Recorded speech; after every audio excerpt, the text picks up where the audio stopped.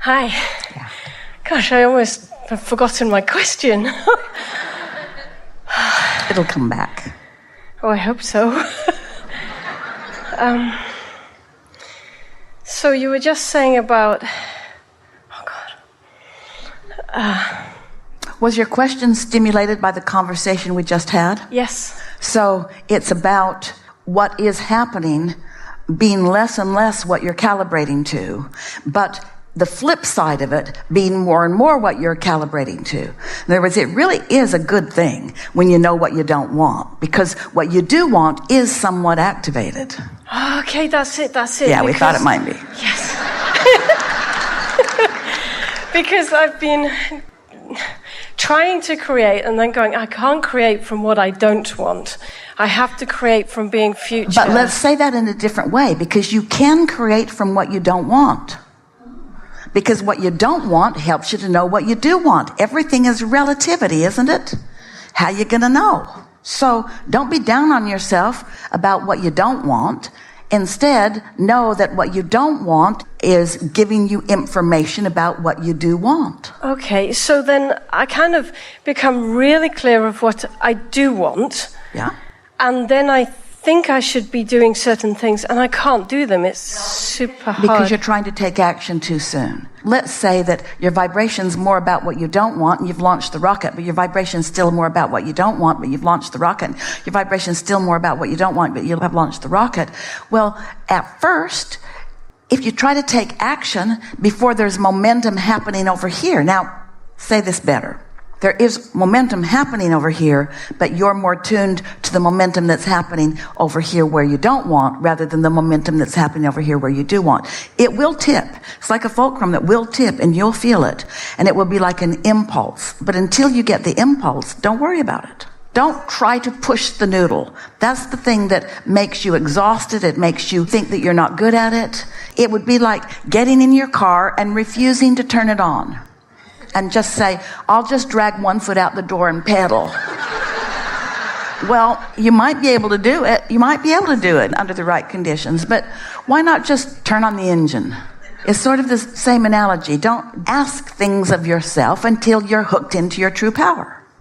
Because there's a feeling like I just want to forget everything. And like I've got a twin sister, and we would play and we would make stuff up, and like we used to look in a big mirror, and we'd look into the mirror and we would see things that would always make us laugh, mostly. And we just played throughout the day. What do you think made you start getting serious? What do you think caused an erosion of the playfulness? When we started to have to make things happen. So the playfulness didn't go away. You just focused somewhere else. So now, same thing. You can let the lack of belief go away by focusing somewhere else. It's all about focusing. So if I give up all that I want... Can't do that. I can't do that. You could give up your resistance to it.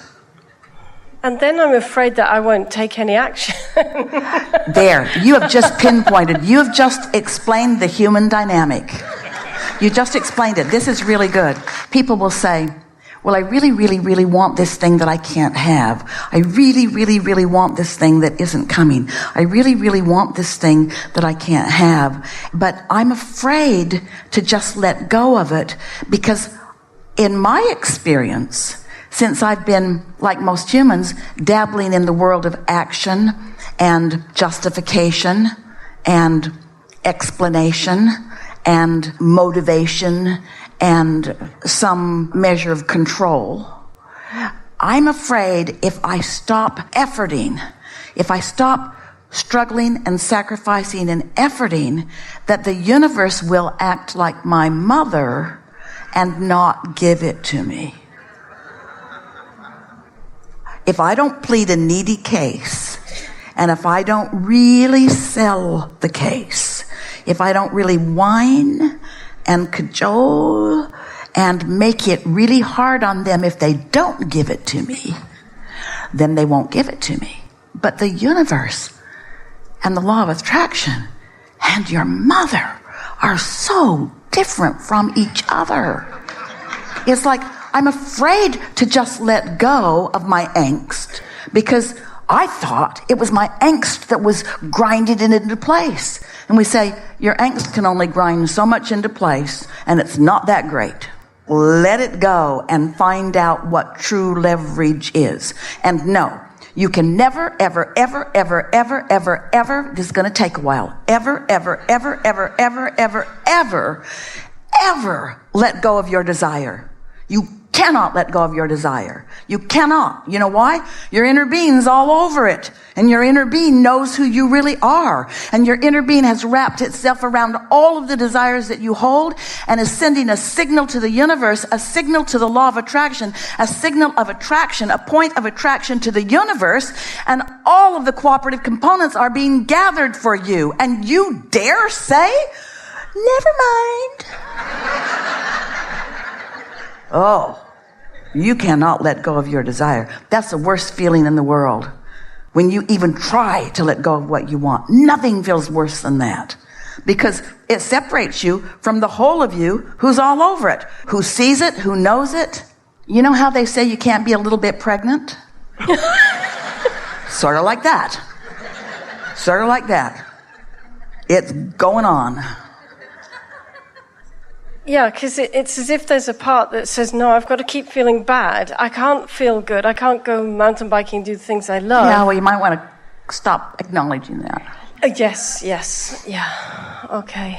We get it. We were doing it too. In other words, we were acknowledging that's that contrast that helps you to focus. You see, that's why we go on and on like we do, because we know that if you can conceptually sort of grasp the laws of the universe, and really important, if you can acknowledge the larger part of you and its point of attraction and the part that that plays in your expansion and evolution.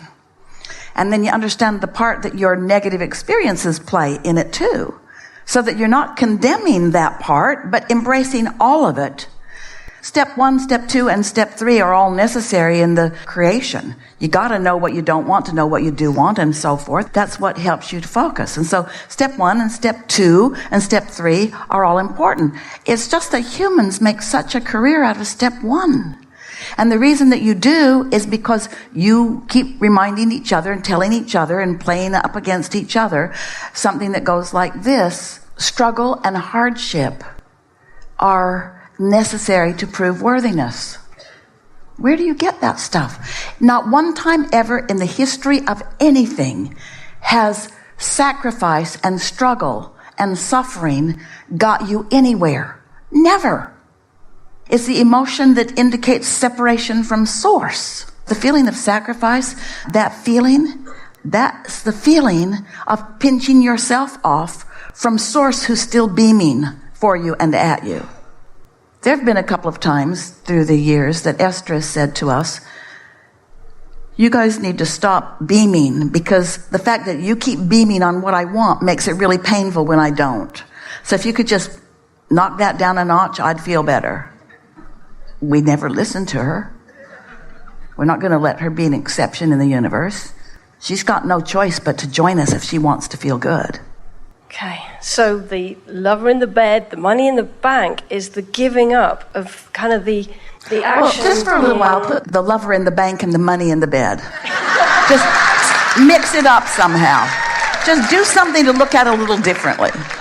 Because the lover is in the bank. It's in the bank. It's in the bank. It's in the bank. So what's the trick to not noticing the lack and seeing what you Getting good at focusing on things that are easier and staying off the subjects that are harder. It's like when you say, I can't do that, then stop trying. I can't see it the way I want to see it, then stop it. We like to do it this way. So let's say that some situation is really active in you and you don't have something manifested right now that you want. You've got it. You just can't see it, hear it, smell it, taste it, touch it. So you're focused upon it not being fully manifested. And you're calibrating to the current existence that is not what you want it to be. And you've been doing it for a while, so that calibration comes easy to you. And it's really easy because there's so many people around you doing the same thing. All the lover gone bad songs, and you can hardly find anything on television that doesn't hurt your feelings. Everything on television seems to be designed to tear wings off flies and poke at you. In other words, it's like just sort of mean to you. And so as you focus there and therefore continue the calibration there, it just sort of perpetuates that resistance that holds you apart from being a cooperative component. All the other cooperative components have been gathered. You're just the holdout. So take a notebook and write just briefly. Open a page. On this side, you're going to write a little bit about what's going on and how it feels. And on the other side, you're going to take a non-physical approach to it. You're going to let yourself calibrate the way your inner being is calibrated on it. And you can do it provided you know you have an inner being, and you know that your inner being has a perspective, and you know that negative emotion means your perspective isn't the same, and you know that your positive emotion means that your perspective is the same. So as you know these simple things, and you do, then this is an easy process. So you write the situation. I've been waiting for a long time and it doesn't seem to come. And how I feel is lonely and disappointed and unsure and lonely and disappointed and unsure. And I feel lonely and disappointed and unsure and impatient and lonely and disappointed and unsure. And we say, okay, that's enough for that. But you acknowledge where you are. You're not pretending that you're somewhere else. You acknowledge, you're owning, this is where I am. And the value of that is that if you acknowledge where you are, now you will be able to consciously feel the improvement. If you pretend that it's otherwise, I don't want a mate, I'm going to give up that desire. I don't want a partner, too much trouble. Gotta compromise all the time and go to restaurants that you don't really like and go to bed earlier or stay up later. You're really funny people. But you can't give up your desire because it's active. And so you're going to acknowledge where you are. I feel lonesome and disappointed and like I'm not a good creator. Time to turn to the other side of the page. Now, on that side of the page, these words help you flip to the other side of the page. You say something like, however, do I mostly feel lonely or engaged? Do I mostly feel lonely or interested? Mostly. Well, sometimes I feel lonely when I'm thinking about that, but mostly I feel engaged. Do I feel bored with life or eager about life? Mostly. Mostly. Which is it for you? Eager and engaged. Eager. Did you hear her? She didn't have any trouble with that. She didn't go, She said, eager. There's no competition. There's no question. You feel eager. Do I feel incapable or capable? Capable. So capable. That's who I am. Just that much conversation has hooked you up to who you really are. In other words, that situation is no longer the object of your calibration. This one is. And in this very brief focus, you have left that vibration on that subject in a new place. You're not all the way done with it, but you left it in a new place. Your point of attraction has shifted because you stepped back, acknowledged who you really are, activated who you really are. While the other subject was still active in the background, you calibrated all over the top of it. You owned it, and you summoned from that things you haven't summoned from that before. So you no longer feel like you felt before you did that. That's the calibration process.